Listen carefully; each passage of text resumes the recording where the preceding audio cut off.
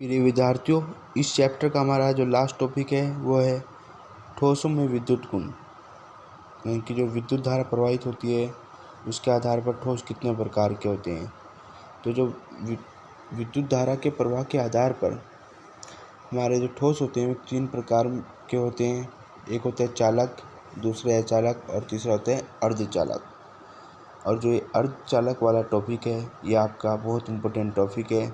इस बार के जो एग्ज़ाम हुए थे आपके 12th क्लास के, उसमें भी ये एग्ज़ाम में पूछा गया था कि अर्धचालक क्या होते हैं, कितने प्रकार के होते हैं। एन टाइप और पी टाइप अर्धचालक के बारे में पूछा गया था। तो ये टॉपिक काफ़ी इम्पोर्टेंट है, इसे ध्यान से समझना।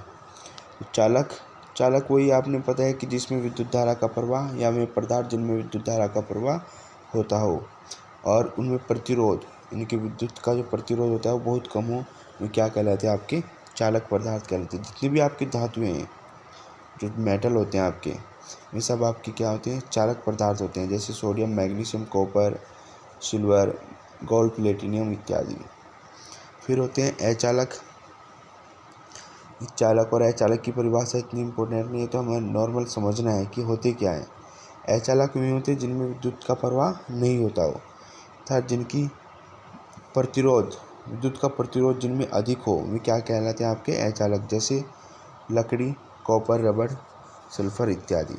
और जो इम्पोर्टेंट टॉपिक है आपका, मोस्ट इम्पोर्टेंट टॉपिक है वो है अर्धचालक, सेमीकंडक्टर। तो वे क्या होते हैं, वे पदार्थ जिनमें विद्युत का प्रवाह तथा प्रतिरोध चालक व अर्धचालक के बीच होती है, अर्थात जिनमें विद्युत धारा का प्रवाह बहुत कम होता है, कि क्या कहलाते हैं, आपके अर्धचालक। उदाहरण आपका वर्ग 14 के जितने भी तत्व हैं, सिलिकॉन, जर्मेनियम, SN, टीन, जितने वर्ग 14 के तत्व होते हैं वे सब आपके क्या कहलाते हैं, अर्धचालक। अब जो अर्धचालक होते हैं इनमें विद्युत धारा का प्रवाह बहुत कम होते हैं। इनकी हम चालकता को बढ़ा सकते हैं। इनकी चालकता को हम कैसे इंक्रीज करेंगे, तो इनमें बाहर से कुछ हम पदार्थ मिलाते हैं। यानी कि यहाँ लिखा हुआ है अर्धचालक पदार्थों में बाहर से जब कोई पदार्थ अशुद्धि के रूप में मिलाया जाता है तो इनकी चालकता बढ़ जाती है। अशुद्धि के आधार पर जो अर्धचालक पदार्थ होते हैं वे आपके 2 प्रकार के होते हैं, N प्रकार के अर्धचालक और P प्रकार के अर्धचालक। अभी N प्रकार के अर्धचालक क्या होते हैं, N टाइप सेमीकंडक्टर, और P टाइप सेमीकंडक्टर क्या होते हैं, ये ध्यान से समझिएगा। मैंने पहले भी बताया कि जो अर्धचालक होते हैं वे आपके वर्ग 14 के तत्व, यानी कि जिनकी संयोजकता कितनी होती है, 4। जितने भी वर्ग 14 के तत्व है, 14 के तत्व, उनकी संयोजकता क्या होती है, 4 होती है। अर्धचालक वर्ग 14 के तत्व यहाँ सिलिकॉन, जर्मेनियम, टीन, लेड से मिलकर बने होते हैं। इनकी संयोजकता 4 होती है तथा प्रत्येक इलेक्ट्रॉन साझेदारी से बंध बनाते हैं। यानी कि 4 इलेक्ट्रॉन है, प्रत्येक इलेक्ट्रॉन साझेदारी से संयोजी बंध बनाएगा। यदि इस क्रिस्टल में, यानी कि जो आपका पदार्थ से क्रिस्टल जो बना होता है अर्धचालक पदार्थ से, वर्ग 15 यानी कि जिनकी संयोजकता कितनी होती है, 5 के तत्व अशुद्धि रूप में मिला दिया जाए, वर्ग 14 से बने अर्धचालक में या क्रिस्टल में वर्ग 15 के तत्व मिला दिया जाए तो इनकी चालकता बढ़ जाती है, और इस प्रकार के अर्धचालक को N प्रकार के अर्धचालक कहते हैं। कि जब हम इनमें कौन से वर्ग के तत्व मिलाएंगे, वर्ग 15 के। आप सभी ने पता है वर्ग 15 में कौन कौन से तत्व आते हैं, क्योंकि जो आपके जो वर्ग 15 के तत्व होते हैं उनकी संयोजकता 5 होती है। वर्ग 15 के तत्वों की संयोजकता 5 होती है, जिनमें से 4 इलेक्ट्रॉन साझेदारी से बंध बना लेते हैं और इलेक्ट्रॉन मुक्त रह जाता है। वो मुक्त इलेक्ट्रॉन ही इस अर्धचालक की चालकता को बढ़ाता है। एग्जाम्पल की यहाँ स्ट्रक्चर द्वारा समझाते हैं। यह आपका सिलिकॉन है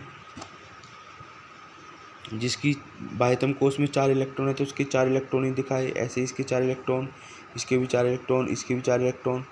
यहाँ पर हमने एक बार से अशुद्धि के रूप में फास्फोरस मिला दिया, जिसके पास फास्फोरस के पास 5 इलेक्ट्रॉन होंगे आउटर मोस्ट शेल में। तो 5 इलेक्ट्रॉन ये दिखाए, 1 2 3 4 5, सिलिकॉन के पास 4। तो इसने इसके साथ इसके चारों इलेक्ट्रॉन ने साझेदारी से बंध बना लिए। इसके भी 4 इलेक्ट्रॉन ने साझेदारी से बंध बनाए, लेकिन एक इलेक्ट्रॉन मुक्त इलेक्ट्रॉन आएगा, फ्री इलेक्ट्रॉन आएगा। तो ये फ्री इलेक्ट्रॉन इसकी चालकता को इंक्रीज करता है, बढ़ा देता है। तो जब इसमें वर्ग 15 के तत्व मिलाते हैं जिनकी संयोजकता 5 होती है, तो इस प्रकार के जो अर्धचालक होते हैं इनको n प्रकार के अर्धचालक कहते हैं। इसके अपोजिट वर्ग 13 का वर्ग p प्रकार के अर्धचालक। जब वर्ग 14 से बने क्रिस्टल या अर्धचालक में वर्ग 13 बोरान, एल्यूमिनियम, गैलियम, इंडियम जिनकी संयोजकता 3 होती है, पदार्थ को अशुद्धि के रूप में मिलाया जाता है, तो उसे p प्रकार के अर्धचालक कहते हैं। यानी कि इसमें कौन से वर्ग के तत्व मिला रहे हैं हम? वर्ग 13 के, जिनकी संयोजकता क्या होगी? 3 होगी। इनमें से 3 इलेक्ट्रॉन अर्थात इनके बाह्यतम कोश में, आउटर मोस्ट सेल में 3 इलेक्ट्रॉन होंगे। जो 3 इलेक्ट्रॉन आपके क्या करेंगे? साझेदारी से बंध बनाएंगे, और चौथी जगह जहाँ पर इलेक्ट्रॉन नहीं होगा वहाँ पर एक छिद्र उत्पन्न हो जाएगा, होल उत्पन्न हो जाएगा, जो होल इसकी चालकता को बढ़ा देगा। ये लिखा हुआ है, वर्ग 13 के तत्वों के बाह्यतम कोश में 3 इलेक्ट्रॉन अयुग्मित इलेक्ट्रॉन उपस्थित होते हैं, जिससे 3 साझेदारी से बंध से जुड़े होते हैं, परंतु एक इलेक्ट्रॉन की कमी के कारण वहाँ छिद्र उत्पन्न हो जाता है, जिससे या जो अर्धचालक की चालकता को बढ़ा देता है। भी आपके पास वर्ग 14 से मिला हुआ है क्रिस्टल, यानी कि इसके 4 इलेक्ट्रॉन ने यहाँ साझेदारी से बंध बना लिए इसने इधर, लेकिन यहाँ पर हमने बोरान मिलाया जिसके बाह्यतम कोश में कितने इलेक्ट्रॉन होते हैं? 3, 1 2 3, लेकिन यहाँ चौथा इलेक्ट्रॉन नहीं है, तो यहाँ पर आपका क्या उत्पन्न हो रहा है? छिद्र उत्पन्न हो रहा है, और बाकी सब इलेक्ट्रॉन ने क्या कर लिया? आपके साझेदारी से बंध बना ली। तो जहाँ पर चौथा इलेक्ट्रॉन नहीं है वहाँ पर होल उत्पन्न हुआ है, छिद्र उत्पन्न हुआ है, यही आइस की चालकता को बढ़ा देगा, इंक्रीज कर देगा। तो n प्रकार के अर्धचालक में वर्ग 15 की अशुद्धि मिलानी है, और p प्रकार के अर्धचालक में वर्ग 13 की अशुद्धि मिलानी है। इस प्रकार आपका ये चैप्टर कंप्लीट होता है। जिस भी छात्र या छात्रा की समझ में कोई भी टॉपिक ना आया हो वो दोबारा पूछ सकता है, और उसने अगर कोई टॉपिक मिस कर दिया हो तो मेरे यूट्यूब चैनल में सर्च करके उसे समझ सकता है। धन्यवाद।